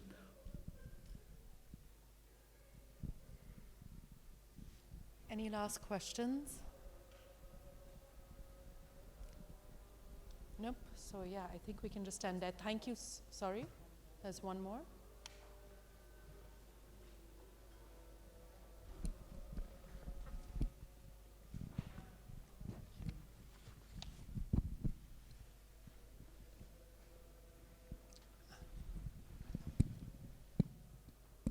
Hello, thank you all so much.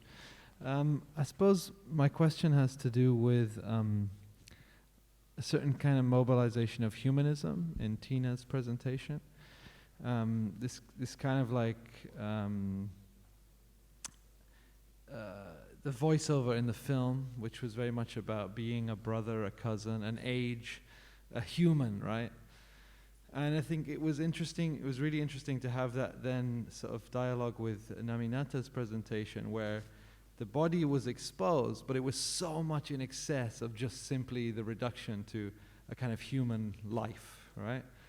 So I wonder if we could just think a little bit maybe together about the pitfalls of humanism in the face of some of these violences. And also especially because we're talking about the afterlives of postcolonialism, and it seemed to me a kind of reduction to the human is sort of equality at the cost of going down. And that's really, the afterlives of postcolonial is really, exists in human rights, right? I mean, that's where it is. And the discourse of human rights. And even just on a legal basis, those people are so much more than human, right? And that's also what's so disturbing about that violence. Could I just respond to that? I don't think that I or Carrie Mae Weems was invoking humanism there. I think she was invoking kinship. I think she was invoking relationship, and that relationship is not confined to the human. I think that it's also, to your point, which is a really interesting point about the invocation of human rights, I think it's not an accident that none of us actually talked about intersectionality, because intersectionality is a fundamental pitfall if we're talking about the kinds of situations that I'm talking about, that Naminata is also talking about, because, and this is something that is very, very often forgotten, that the specific discourse of intersectionality emerged in relationship to the law. Kim Crenshaw was talking about the relationship to the law, which is fundamentally about claiming injury and claiming accountability and redress for injury. So if that, and again, to try and make that claim in relationship to the law, right? It's a juridical claim, that if you do not believe that the law can redress your claims, right, then intersectionality is no longer necessarily your point of reference. And so there again, I don't think Carrie Mae Weems is making a point about humanism. I don't think she's making a point about redress in that juridical way. I think she's making a point about our relationship to one another that exceeds the human and should exceed the human. And she's making a point about care, which is the same point that, that Christina Sharp is making in relationship to wake work.